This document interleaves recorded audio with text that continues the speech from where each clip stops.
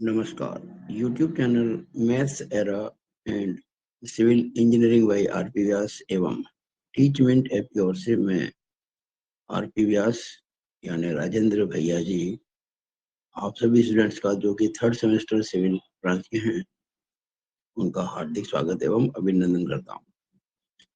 ये वीडियो मैं बना रहा हूँ आप लोगों के सिलेबस के हिसाब से शेयरिंग स्ट्रेसेस इन बीम धरणों में अपरूपण प्रतिबल के बारे में।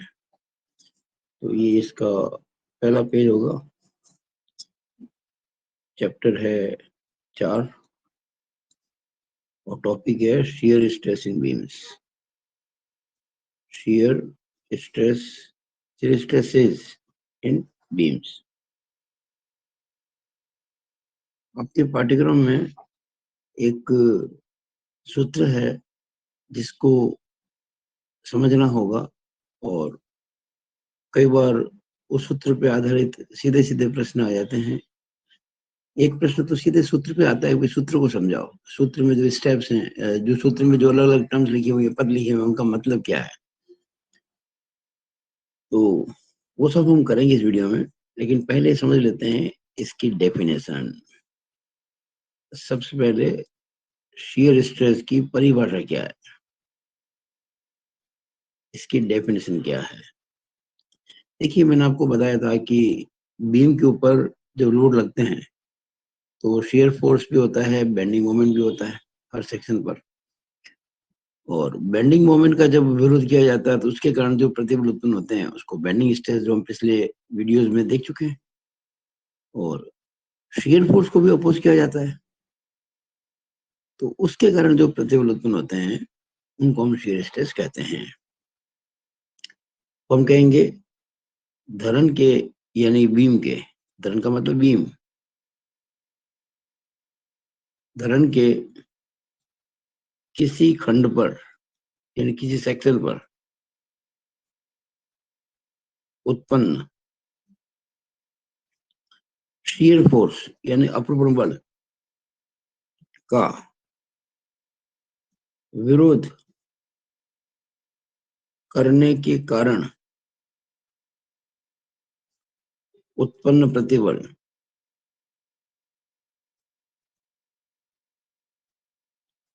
अपरूपण प्रतिबल कहलाते हैं।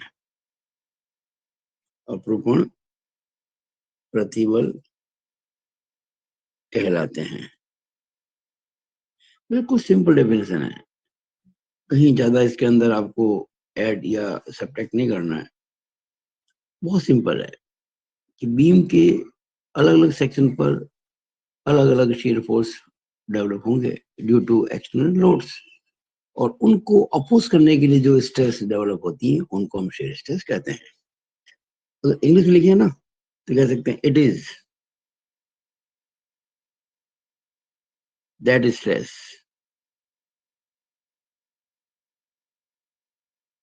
which is due to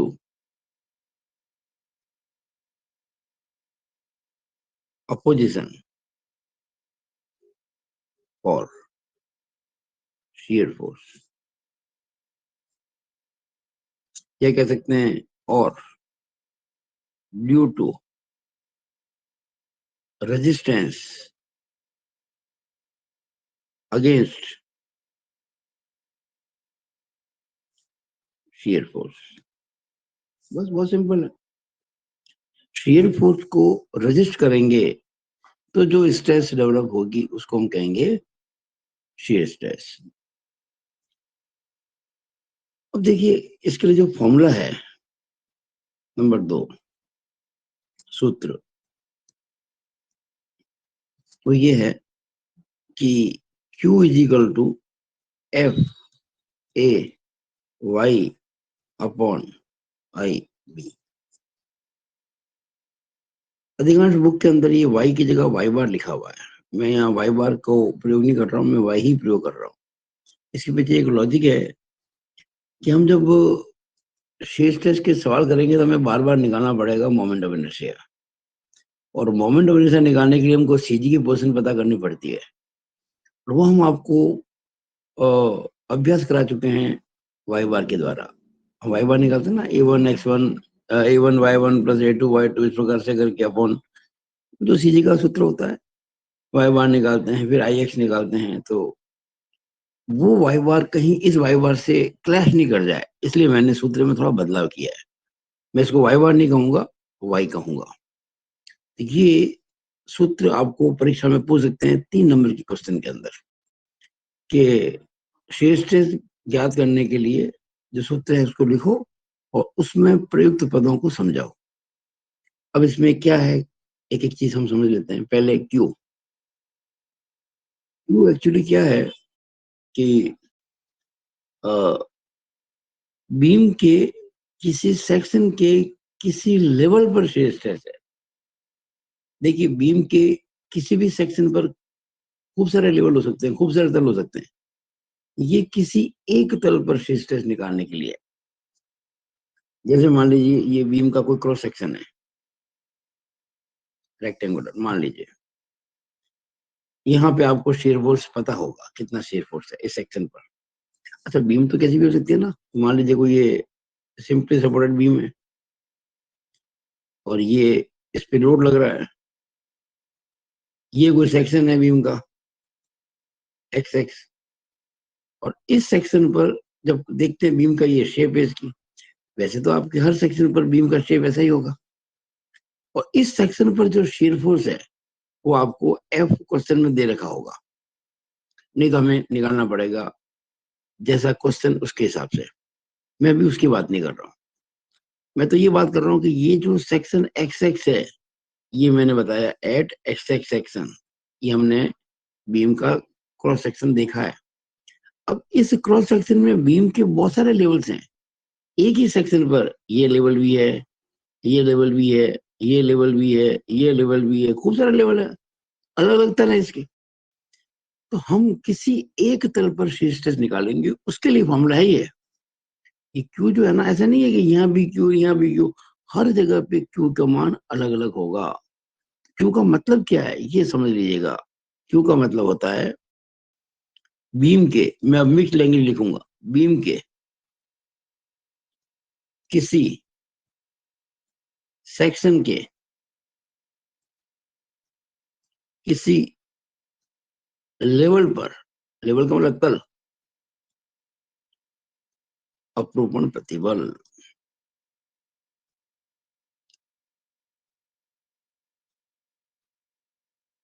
beam के किसी सेक्शन के किसी तल पर या किसी लेवल पर शेयर स्ट्रेस, ये क्यू है।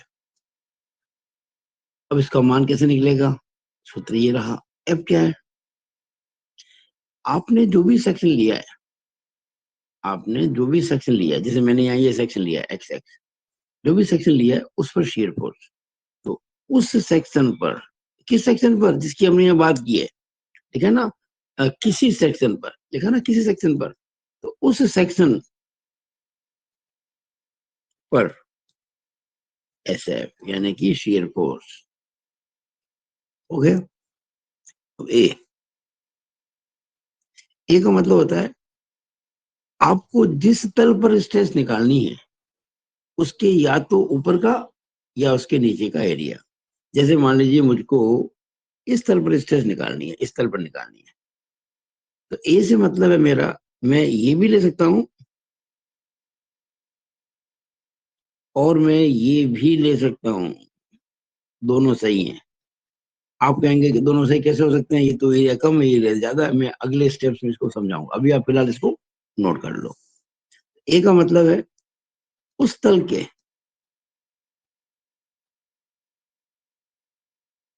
ऊपर अथवा नीचे का एरिया, एरिया ने क्षेत्रफल। हम किसकी बात कर रहे हैं, क्रॉस सेक्शन की। हम बीम के क्रॉस सेक्शन की बात कर रहे हैं। क्रॉस सेक्शन में, बीम के क्रॉस सेक्शन में जिस लेवल पर आपको स्ट्रेस निकालनी है ना, उसके या तो ऊपर का या फिर नीचे का एरिया।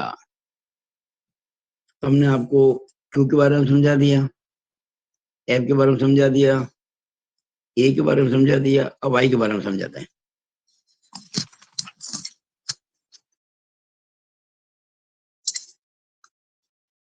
वाई जो है ना, वो समझ लीजिएगा।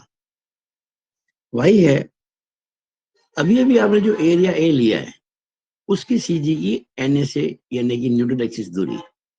तो एरिया ए जो आपने अभी लिया है कि सीजी की न्यूट्रल एक्सिस यानी कि एक्स एक्सिस से दूरी।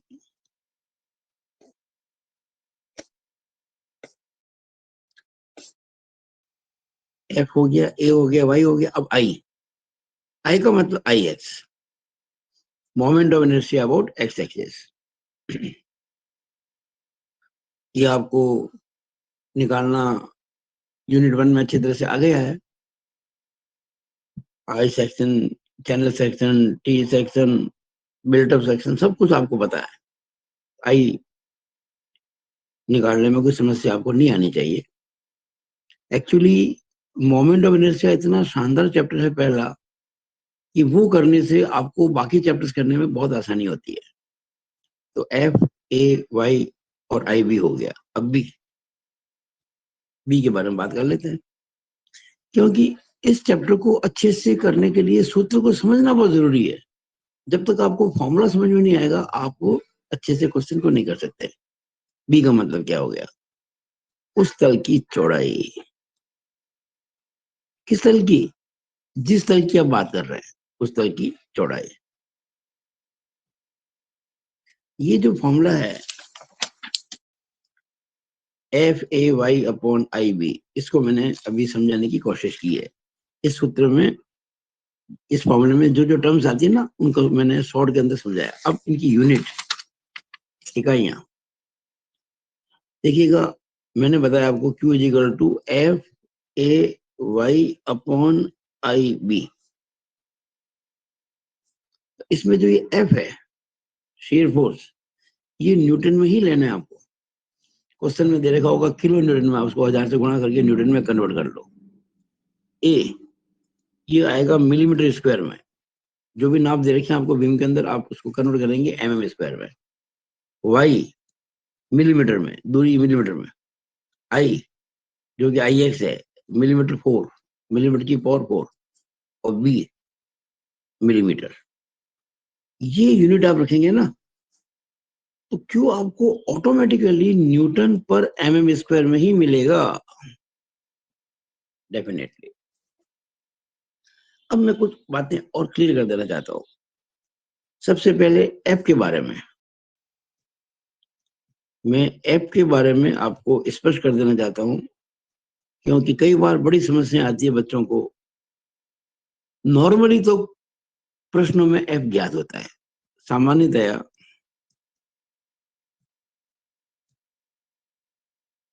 एफ गिवन होता है, फिर तो कोई समस्या ही नहीं है। फिर कह दिया 12 किलो न्यूटन है तो 12,000 न्यूटन हो गया, 5 किलो न्यूटन है तो 5,000 न्यूटन हो, इस प्रकार से एफ दे देते हैं। लेकिन कभी कभी किसी प्रश्न में नहीं देते हैं एफ, आपको तय करना पड़ेगा। आपको कह दिया कि एक बीम है, सिंपली सपोर्टेड है, जिसपे यूडीएल लगा हुआ है। मान लीजिए हमने कह दिया कि डब्ल्यू किलो न्यूटन पर मीटर लगा हुआ है और एल इसका स्पान है।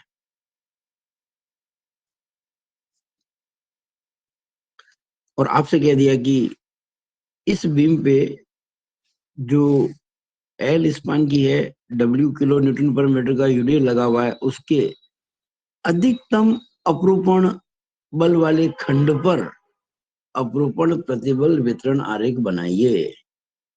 क्वेश्चन क्या आ गया? Draw shear stress distribution diagram at that section where shear force is maximum। अब आपको ये पता होना आवश्यक है कि shear force maximum कहाँ होता है। तो आपने बेंडिंग मोमेंट और shear force का जो चैप्टर पढ़ा था तीसरा, उसमें पता होगा आपको कि सिंपली सपोर्टेड बीम में जिसपे की सिमेट्रिकल लोडिंग लगी हुई है, shear force दोनों सपोर्ट पर मैक्सिमम होता है। और आप जानते हैं कि ये जो प्रतिक्रिया है आर ए और ये प्रतिक्रिया है आर बी, दोनों बराबर होती हैं, और इस केस में ये W into L by two हो जाएगी, small w into L by two. मान लीजिए आपको W दे दिया 12 किलो न्यूटन पर मीटर, एल आपको दे दिया मान लीजिए 5 मीटर। तो जो रिएक्शन है RA और RB दोनों बराबर होंगी, और वो कितनी हो जाएंगी, W into L by two. कुल कितना भार है, 12 तो पर मीटर है, 5 मीटर दूरी है, तो 12 इंटू 5 कुल भार हो गया बटा 2, यानी कि 12 पंजे 60 बटा 2, 30 किलो न्यूटन, यानी कि 30,000 न्यूटन।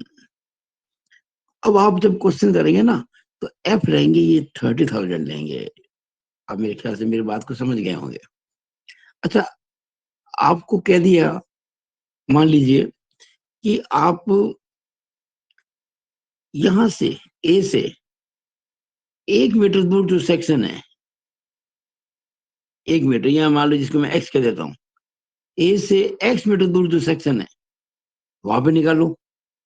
तो फिर आपको शीयर फोर्स यहाँ निकालना पड़ेगा। अगर आपको एक्स एक्स सेक्शन पर निकालना है तो शीयर फोर्स आपको यहाँ निकालना पड़ेगा ना। वो कैसे निकलेगा, अगर मैं एफ एक्स निकालूं, देखिए ये तो आपके आर तो है ही है रिएक्शन, अब उसमें से आपको माइनस करना पड़ेगा, इतना फोर्स घटाना पड़ेगा, क्योंकि इस सेक्शन पर निकालने की शेयर फोर्स लेफ्ट से निकालो। मैं भी चिन्ह की बात नहीं कर रहा हूँ, मैं प्लस माइनस की बात नहीं कर रहा हूँ, मैं सिंपल बात कर रहा हूँ, न्यूमेरिकल जो वैल्यू आती है ना, क्वांटिटी। तो आर तो हो गया ये रिएक्शन, और इतना फोर्स नीचे लग रहा है तो माइनस हो जाएगा। कितना पर मीटर, कितना है W, दूरी कितनी x। जैसे मान लीजिए x आपको कह दिया, यहाँ पे मान लीजिए x को आपने कह दिया 2 मीटर, सपोज 2 मीटर है ये, तो हमारा एफ एक्स कितना हो जाएगा, आर कितना निकला था मैंने अभी अभी 30,000, या एक बार इसको 30 ही कह देता हूँ, 30 किलो न्यूटन पर मीटर, माइनस ये कितना मीटर बताया मैंने आपको अभी भी 2 मीटर, और ये है कितना 12 किलो न्यूटन पर मीटर। तो ये 12 इंटू 2, 12 दूना 24, गए 30 में से कितना बच गया 6, 6 आ गया, यानी कि 6,000 न्यूटन आ गया। तो अब उस क्वेश्चन में आप एफ 6,000 लेंगे। मैं आपको जो समझाना चाह रहा हूँ, मेरे ख्याल से आप मेरी बात को समझ पा रहे होंगे। नॉर्मली ऐसा होता नहीं है, नॉर्मली शिरबोल आपको क्वेश्चन में दे देंगे, और 99% आपको दिया ही जाता है। मैंने बहुत कम क्वेश्चन देखे जब नहीं दिया, लेकिन कभी ना दे तो क्या करेंगे, कुछ भी नहीं कहेंगे आपसे, आपको कहेंगे निकालो शेयर स्ट्रेस, बनाओ उसका डायग्राम। आपको हमेशा मैक्सिमम शेयर फोर्स जहां होता है वही बनाना है। अपनी मर्जी से मत मान लेना कि हम एक्स दूरी पर मान के कर रहे हैं, वो तो जब कहेंगे तब कर रहा है। तो ये आपके लिए मैंने समझाने की कोशिश की है। अच्छा, मान लीजिए कोई कैंटिलीवर बीम है, मान लीजिए बीम कैंटिलीवर है, यहाँ पे यूडीएल लग रहा है, मान लो पॉइंट आउट भी लग रहा है यहाँ पे, और ये W पर मीटर का यूडीएल भी है, और L इसकी स्पान की लंबाई है। आप जानते हैं ना कैंटिलीवर में मैक्सिमम शेयर फोर्स हमेशा सपोर्ट पर ही होता है। इस बार जो F होगा वो RA होगा, ध्यान देना। इस बार RA बटा 2 नहीं होगा, वहां तो हमने RA बटा 2 किया था, क्योंकि 2 सपोर्ट है ना, इसलिए। अच्छा, यहाँ भी हमने माना था कि यूडीएल लगा पूरे पर, अब मान लो ये यूडीएल नहीं होता, ये आधा ही होता, पाव ही होता, तो आपको दोनों रिएक्शन निकालनी पड़ती, और जो रिएक्शन बड़ी है वो मैक्सिमम शेयर फोर्स के लिए काम आती है। एनीवेज, शेयर स्ट्रेस के सवाल में इतनी कॉम्प्लेक्सिटी देते नहीं है, या तो आपको एफ दे देंगे या फिर सिंपल यूडीएल देंगे पूरे बीम के ऊपर, जो मैंने बताया इस प्रकार से हो जाएगा ये। अब इसमें मान लो ऐसा दे दिया आपको, अब एफ क्या होगा, अब एफ होगा इसके अंदर RA, बस। और RA कैसे निकालेंगे, जितना भी लोड दे रखा हो सारा यही तो है ना, एक ही सपोर्ट है ये, तो हो जाएगा W plus small w into L. मान लीजिए ये W आपका 10 किलो न्यूटन है, मान लीजिए ये 5 किलो न्यूटन पर मीटर है, और मान लीजिए ये 3 मीटर है सपोज। उस केस में क्या हो जाएगा, W तो आ गया अब 10 पॉइंट लोड, पर मीटर कितना है 5, दूरी कितनी है 3, तो 5 से 15 और 10 25 किलो न्यूटन हो गया। ये मैंने एग्जांपल दिया आपको समझाने के लिए। जो भी इस वीडियो को देख रहे हैं वो मेरी लैंग्वेज को ध्यान से सुने जो मैं बोल रहा हूँ। मेरे ये जो राइटिंग पे ध्यान ना दें, राइटिंग में ध्यान देंगे तो कुछ समझ में नहीं आएगा। मैं बोलूंगा उसको ध्यान से सुनेंगे तो हर चीज आपको समझ में आएगी। अब मैं प्रिंटेड नोट्स लेके आपको उसको समझाऊं, उससे अच्छा मैं आपको खाली पढ़ने पे समझाऊं तो अच्छा समझ में आएगा। इसलिए ये काम मैं कर रहा हूँ आप लोगों के लिए। तो मेरे ख्याल से मैंने आपको ऐप के बारे में क्लियरली समझा दिया है। अब एक ही बात करते हैं। देखिएगा, हम जब एक ही बात करते हैं, एक का मतलब क्या है कि जिस तल पर आपको स्ट्रेस निकालनी है, या तो उसके ऊपर का या उसके नीचे का, बस। दूसरी इसके अलावा कुछ बात सोचनी नहीं है आपको। जैसे मान लीजिए आपको ये कोई टी सेक्शन है और आपको इस तल पर स्ट्रेस निकालनी है, तो रूल क्या कहता है?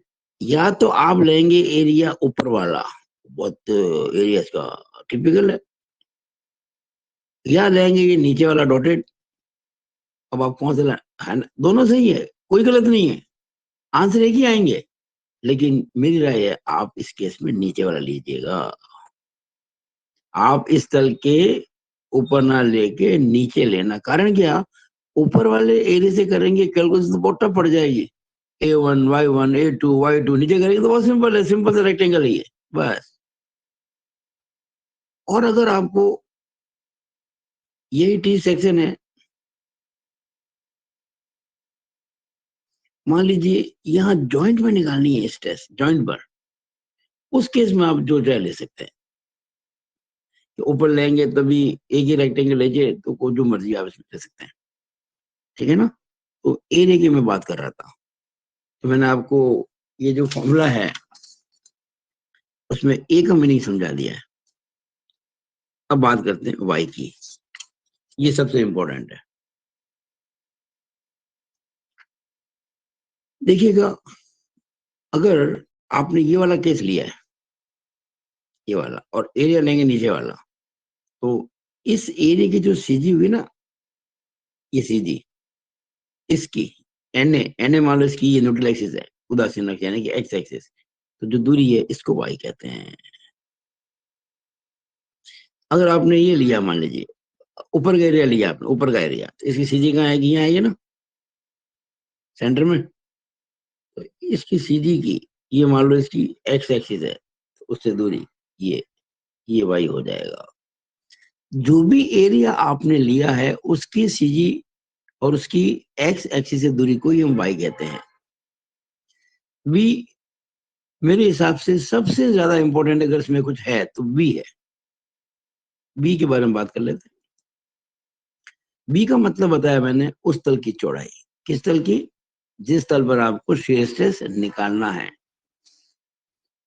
अब देखिए यहाँ पर ये जो आप देख रहे हैं टी सेक्शन, अगर मैं आपसे कहूं कि इस तल पर निकालना है तो ये तो फिक्स ही हो गया, ये हो गया, कोई दिक्कत नहीं है।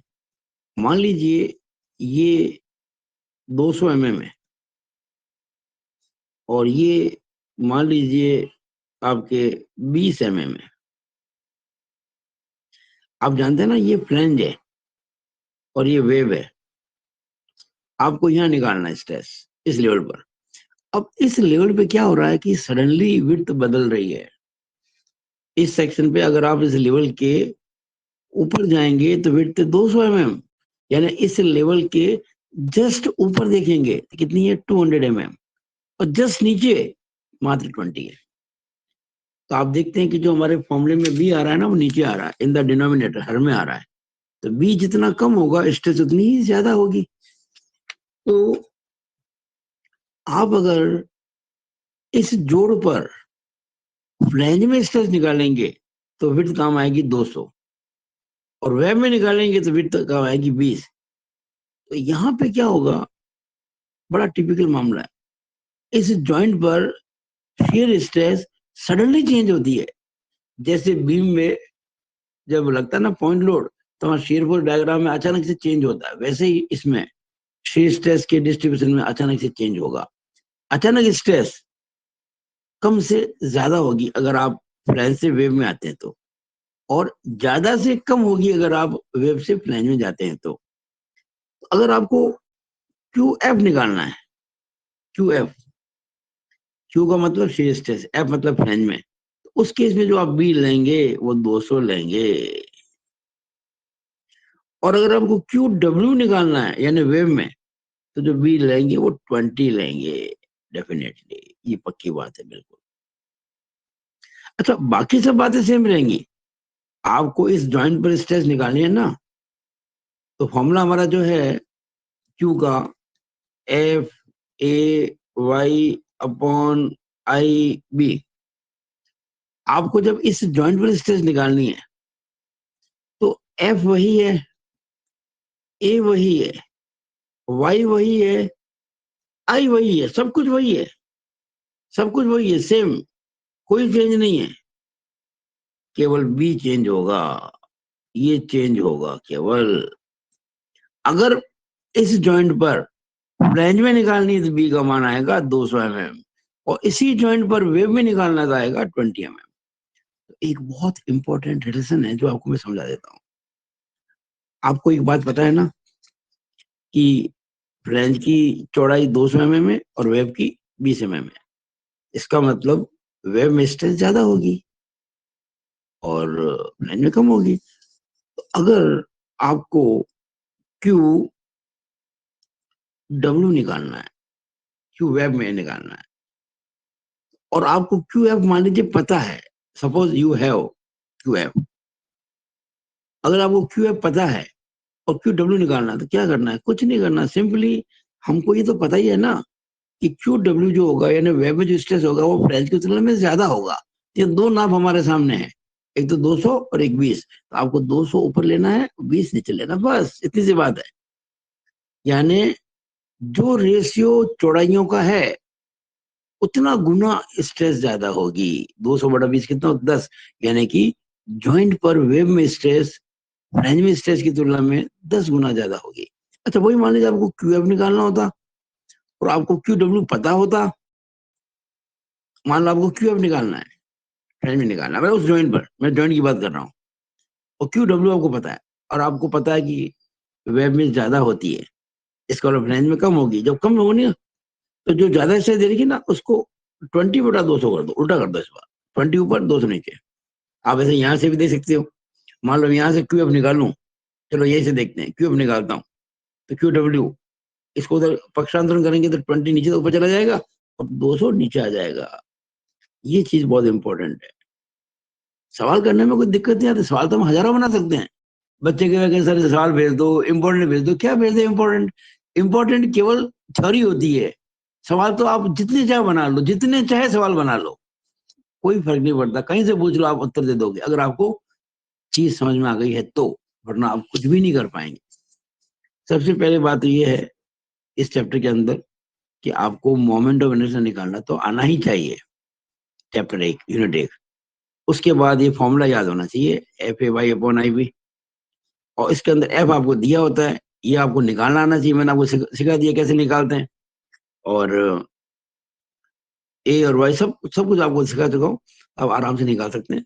ये इतनी सी बात मैंने आपको समझाई। अब क्या है कि दो बहुत इंपॉर्टेंट क्वेश्चंस हैं जो एग्जाम में अक्सर आते हैं।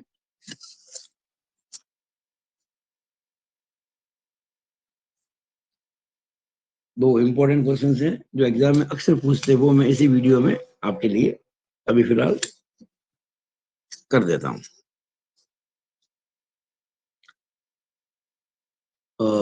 वो ये है कि आपको प्रूव करना होता है ये रेक्टेंगुलर सेक्शन जो होता है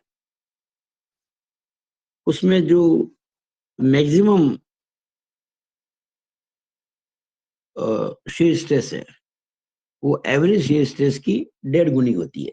ये नॉर्मली आपको सवाल में पूछ लेते हैं। अब अगर हम बात करें आपसे कि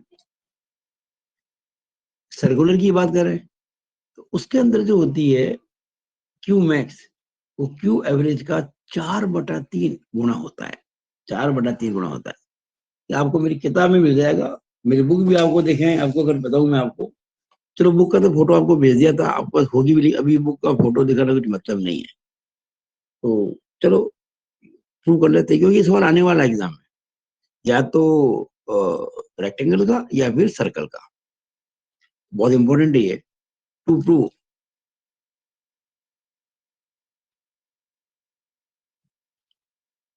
Q max is equal to 1.5 into Q average इन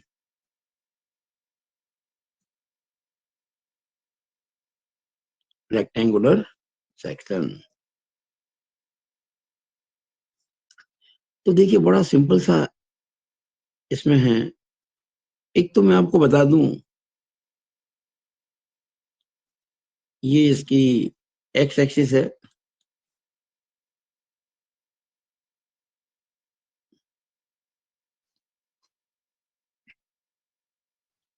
और ये बेस लाइन है। एक सिंपल सी बात आपको सीखनी है कि मैक्सिमम स्ट्रेस होती कहां पर है। अभी आप इतना याद कर लो कि shear stress maximum neutral axis पर होती है, लेकिन कब? अगर न्यूट्रल एक्सिस पर जो विड्थ है उससे कम विड्थ और कहीं भी ना हो।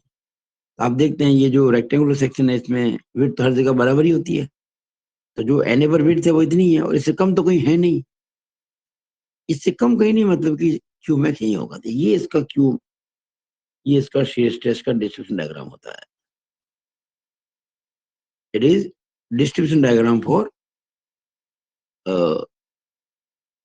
Rectangular section. किसकी बात कर रहा हूं मैं? शेयर स्ट्रेस के लिए। Shear stress distribution diagram for rectangular section. आप देख रहे हैं ना, ये टॉप और बॉटम पे स्ट्रेस जीरो है। क्यों?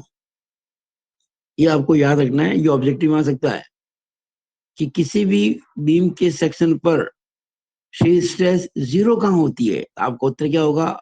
टॉप पर एंड बॉटम पर, दोनों पर ध्यान दीजिएगा। कारण क्या? इस टॉप लेवल के ऊपर कोई एरिया नहीं है, ए जीरो है। ए जीरो है तो F A Y upon I B में ए जीरो होते सब कुछ जीरो हो जाएगा। और नीचे की बात करें तो इसके नीचे कोई एरिया नहीं है, तो स्ट्रेस जीरो हो जाएगी। तो ये बात आपको ध्यान रखनी है। डीप में हम बाद में जाएंगे, अभी बहुत शॉर्ट में कर रहे हैं हर चीज को, ताकि आपको क्वेश्चन अटेम्प्ट करने में दिक्कत नहीं है।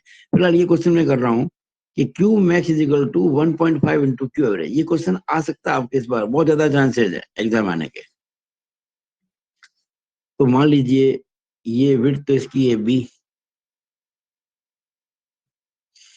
और ये इसकी जो डेप्थ है वो है डी। तो जो एन ए है उस पे स्ट्रेस मैक्सिमम हो गया। तो हमको क्या करना है? या तो इसके ऊपर का या नीचे का। तो ऊपर का एरिया ले लेते हैं, हमने ऊपर का एरिया ले लिया। ये एरिया हो गया।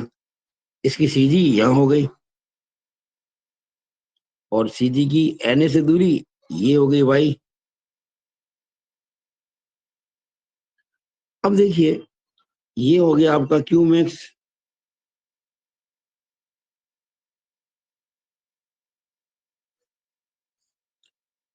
क्यू मैक्स का फॉर्मूला क्या है? क्यू का फॉर्मूला ही लगाना बस, और क्या है? F A Y upon I B, ये तो करना। अब हम अगर निकालना चाहें पहले क्यू एवरेज, औसत अपरूपण प्रतिबल, एवरेज शीयर स्ट्रेस। तो एवरेज का मतलब क्या? अभी कुल फोर्स कितना है, कुल एरिया कितना है? और भाई कुल फोर्स तो आपको शीयर पर दे रखा है सवाल के अंदर, एफ। एरिया है बी इंटू डी, बस। बड़ा सिंपल है। एवरेज चीज निकालने के लिए total upon total, total force upon total area, बस। फोर्स एफ है, एरिया बी डी है। अब क्यू मैक्स के लिए फॉर्मूला ये हो गया हमारा, Q max is equal to F, okay, ए मैंने कहा इसके ऊपर का, तो ऊपर का एरिया कितना होगा? अब देखिए ये अगर बी है, ये डी है, तो ये डी/2 होगा ना ये वाला, इट इज डी/2। और ये कितना हो जाएगा? d/4। देखिएगा ये हो जाएगा d/4, d/4, it is d/4। क्यों? कि ये d/2 है और ये भी एक रेक्टेंगल ही है और सीधी सेंटर में होती है, तो d/2 का आधा d/4 हो जाएगा। ए कितना हो गया? ए का मतलब ये b into d/2, b into d/2 area हो गया। y कितना हो गया? d/4। आई कितना हो गया? रेक्टेंगल आई कितना होता है? bd³/12, bd³/12। और बी तो इस तल पर आपका चौड़ाई बी ही है, चौड़ाई बी है। अब आप देखेंगे ध्यान से अगर, तो क्यू मैक्स बराबर हमें क्यू एवरेज के रूप में निकालना है, ठीक है ना। आप यहाँ पे अगर ध्यान से देखें तो जो एफ है वो Q average into B D है। मैं सिंपल सी बात बता रहा हूँ, Q average into B D है। तो मैं एफ की जगह लिख दूंगा यहाँ पे Q average into B D, ठीक है। ये क्या हो गया? बी डी डी यानी B D square, B D square बटा 4×8 होल अपॉन, ये है B into B, B square d³ बटा 12।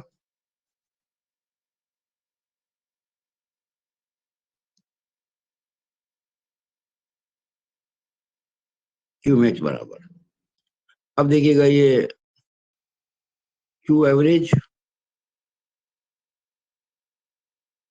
इंटू, यहाँ आप देखेंगे B into B, b² d² into d³ तो ये b² d³ बटा 8 इंटू करें तो 12 ऊपर चला जाएगा, और ये b² d³ भी है। अब b² d³ से b² d³ कट जाएगा,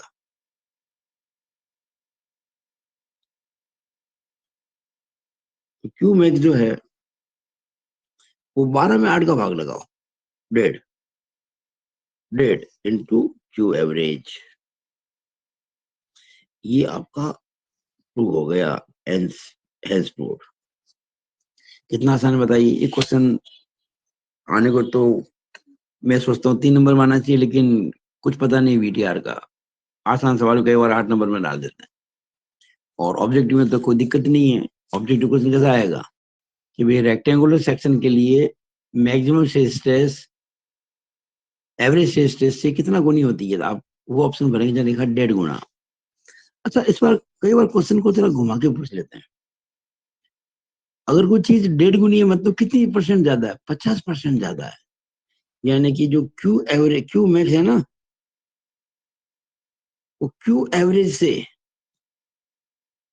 50% मोर, 50% ज्यादा है। 1.5 गुनी का मतलब 50% ज्यादा। जैसे मान लीजिए किसी के पास 100 रुपया है और दूसरे पास में उसका 1.5 गुना है, यानी 150 रुपया है। और 150 जो होता है वो 100 से कितना ज्यादा होता है? 150 है 100 से 50 रुपया ज्यादा है। और 50 रुपया जो होता है 100 का 50% होता है। तो आपको दोनों प्रकार से याद करना है। कैसे? कितना गुना है तब आप कहेंगे 1.5 टाइम्स 1.5 गुना है। कितना परसेंट ज्यादा है तो आप कहेंगे 50% ज्यादा है। मेरे ख्याल से आपको बात समझ में आ गई होगी। बहुत इंपॉर्टेंट है ये। अब हम अगली चीज करते हैं, पेज नंबर 5। और ये देखिएगा, ये वीडियो बहुत जो बन रहा है बहुत काम का है। अगर आप इस वीडियो को ध्यान से सुन रहे हैं तो बहुत से सवाल आप बिना किसी विशेष सहायता के भी कर लेंगे। अब हमें प्रूव करना है, टू प्रूव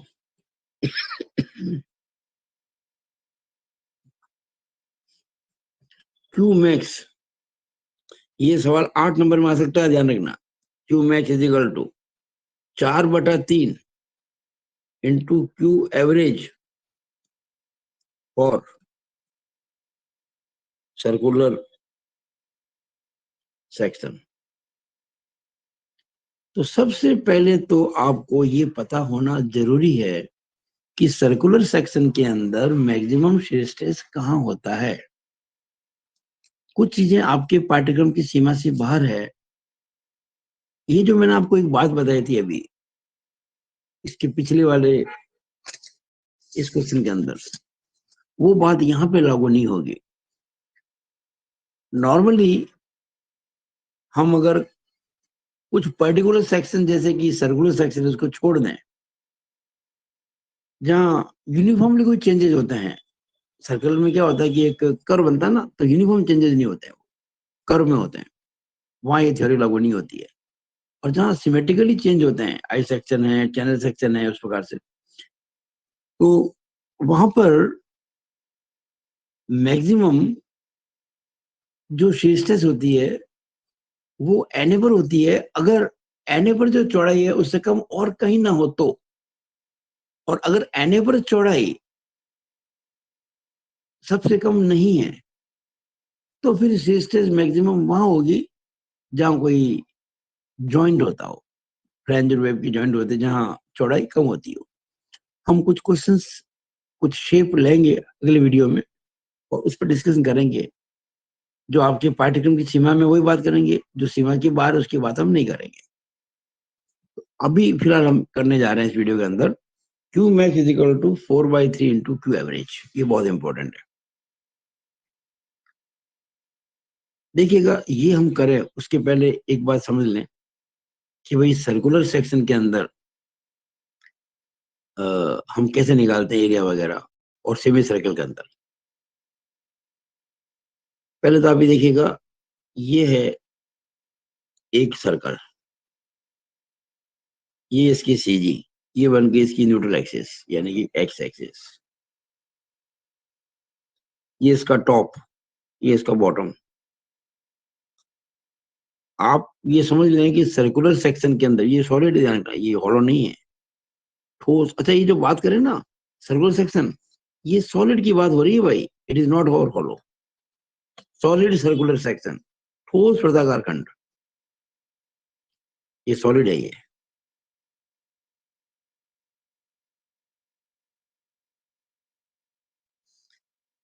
आप याद रखिएगा, किसी सॉलिड सर्कुलर सेक्शन में मैक्सिमम shear स्ट्रेस Na पर ही होती है। ध्यान देना, हमेशा ध्यान देना इसमें। ये आपके क्यों होती है, आपके पाठ्यक्रम की सीमा से बाहर की बात है, डिप्लोमा की बात कर रहा हूँ।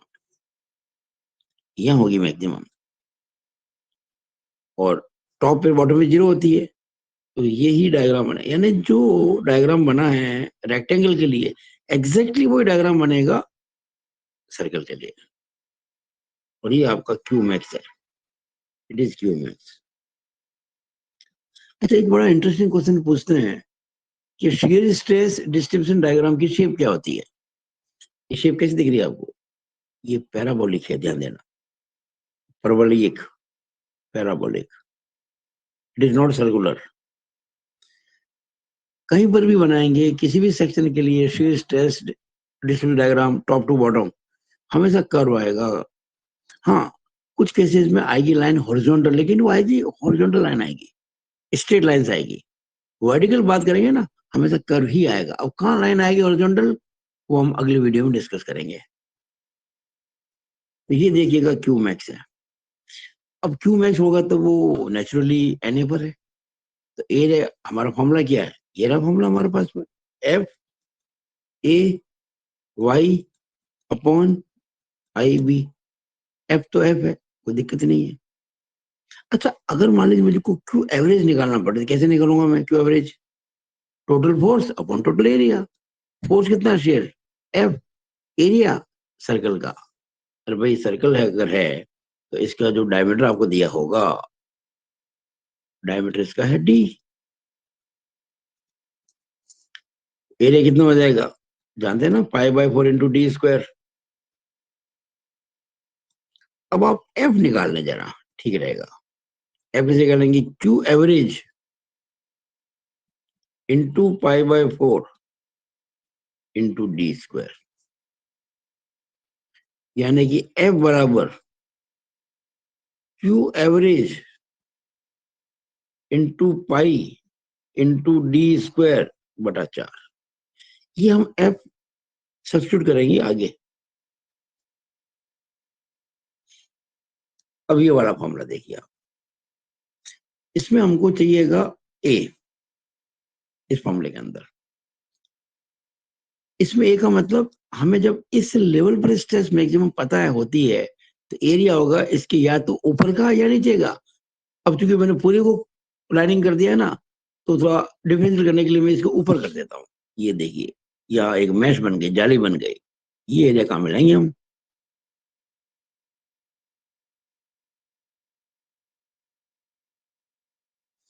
ये वाला। आप कहेंगे सर आपने वहां तो आपने ऐसा किया नहीं, वहां तो आपने पूरा ले लिया। और वहां पूरा क्यों लिया? एवरेज निकालनी थी, औसत अपरूपण प्रतिबल। एवरेज, एवरेज में आता है total force upon total area, बस।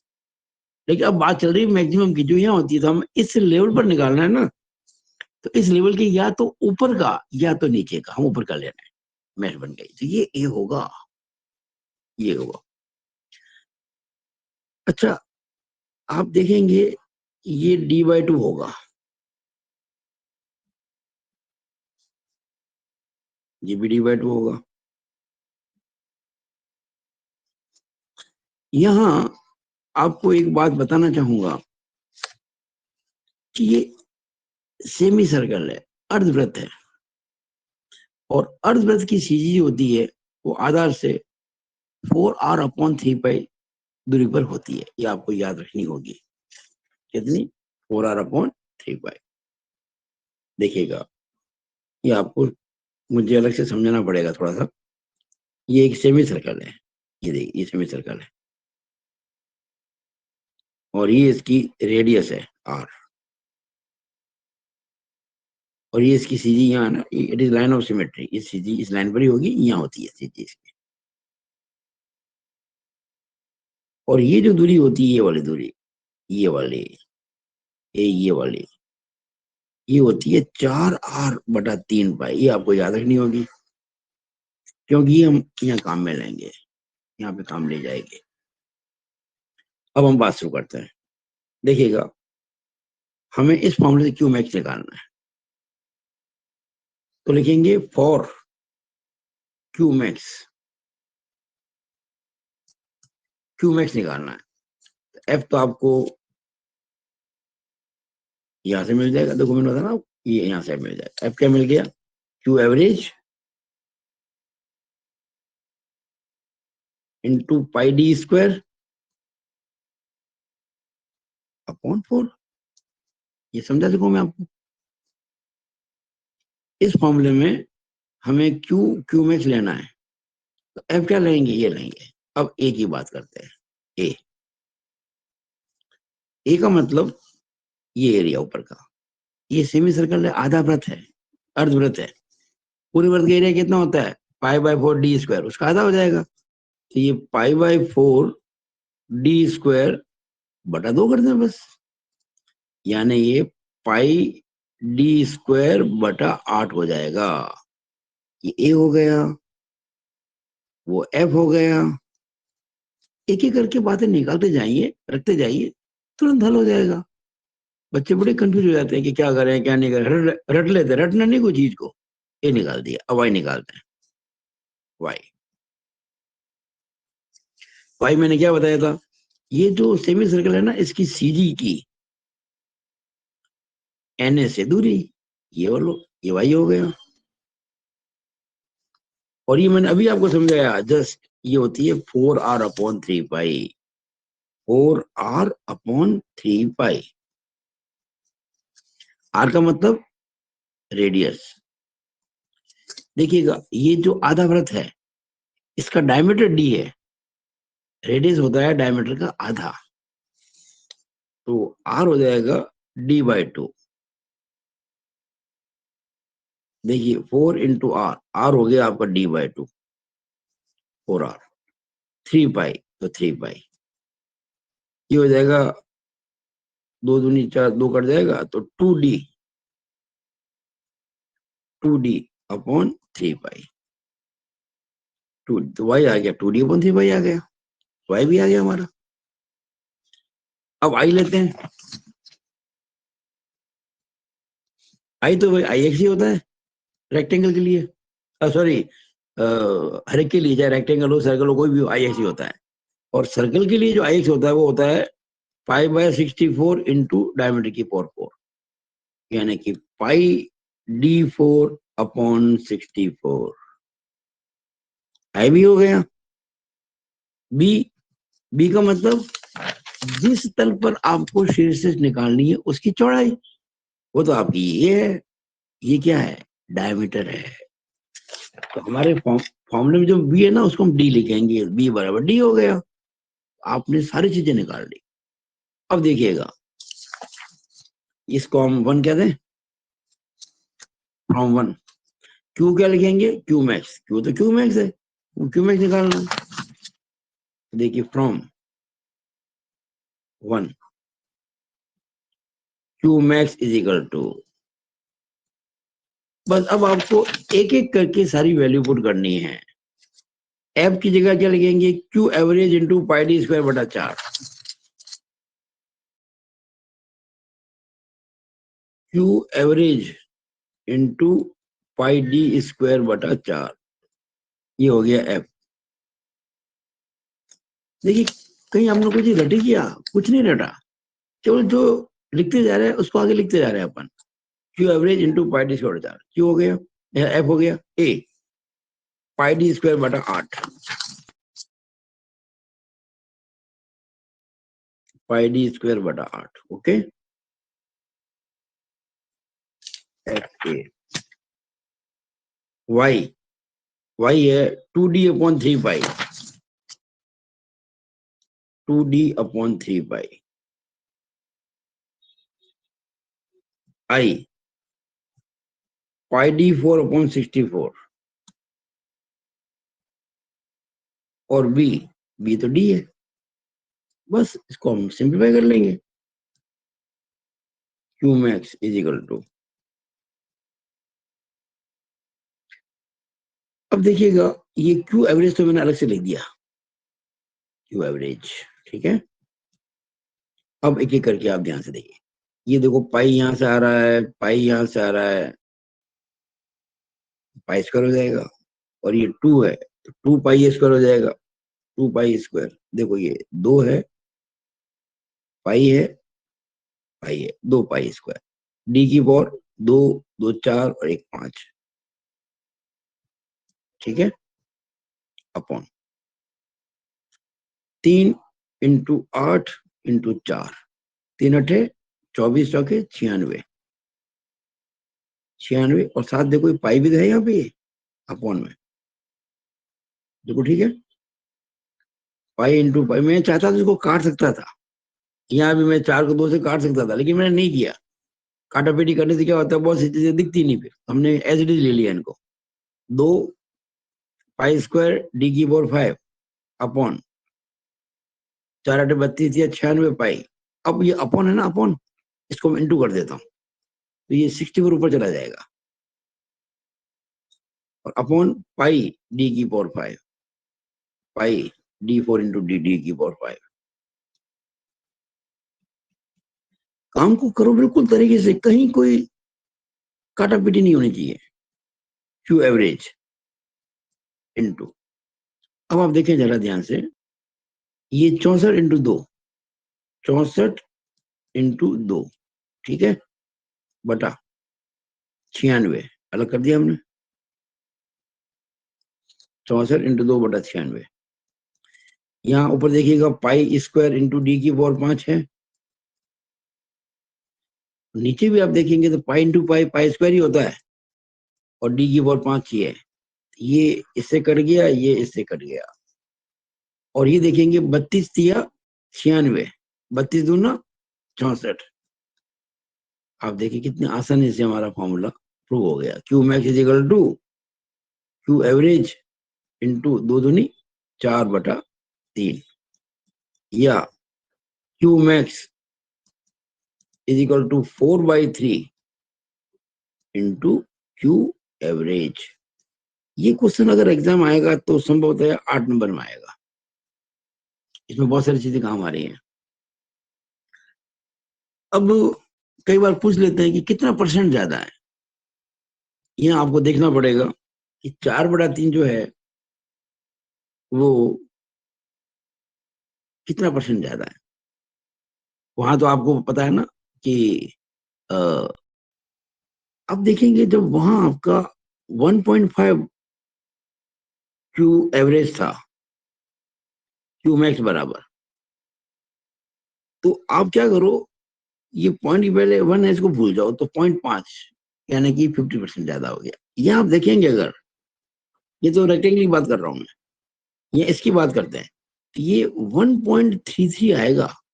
4 में 3 का भाग लगाओ, 1.33, 1.33 क्यू एवरेज। तो ये 0.33 का मतलब होता है 33%। तो हम कह सकते हैं कि एग्जैक्टली अगर देखूं उसको तो 0.3333 चलता जाएगा। उसको नॉर्मली अपन 33% ही बोलते हैं कि 33% मोर।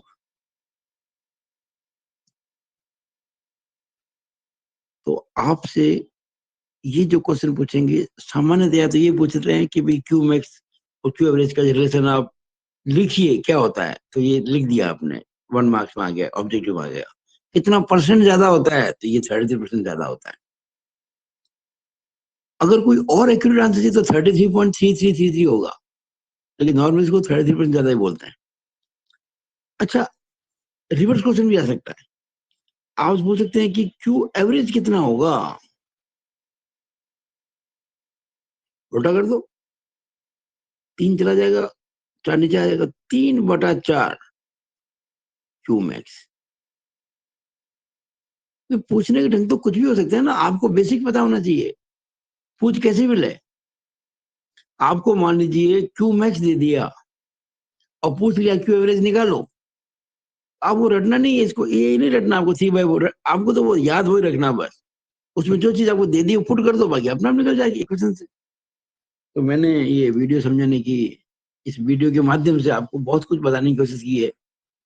इस वीडियो के अंदर, इस लेक्चर के अंदर मैंने आपको शेयर स्ट्रेस की बीम्स के लिए बताई डेफिनेशन क्या होती है, फिर उसके किसी लेवल पर स्ट्रेस कैसे निकालते हैं, शेयर स्ट्रेस, उसका फॉर्मूला प्रूव आपके कोर्स में नहीं है, फॉर्मूला मैंने समझाया है, हर स्टेप को समझाया, हर स्टेप नहीं, हर टर्म को, प्रत्येक पद को समझाया है। और उसके बाद फिर मैंने आपको ये समझाने की कोशिश की है कि रेक्टेंगुलर रेक्टेंगुलर और सर्कुलर सेक्शन के अंदर जो मैक्सिमम शेयर स्ट्रेस होती है और जो एवरेज शेयर स्ट्रेस होती है, उनका संबंध क्या है। तो इसी के साथ मैं अपना वीडियो ये पे समाप्त करता हूँ, इस आशा के साथ कि अगर आपको ये वीडियो मेरा अच्छा लगा हो, कुछ समझ में आया हो, इसको मैक्सिमम लाइक और शेयर करें, खूब शेयर करें इसको, ताकि आपके जो और दोस्त हैं उनको फायदा हो। और अगर ये वीडियो आपने अच्छे से देख लिया है और अगला वीडियो जब मैं बनाऊंगा शेयर स्ट्रेस के लिए, तो मुझे पूरी आशा है कि आप कोई भी सवाल शेयर स्ट्रेस पे कर पाएंगे जो आपके पाठ्यक्रम की सीमा में होगा। It is all over about this video. Thank you.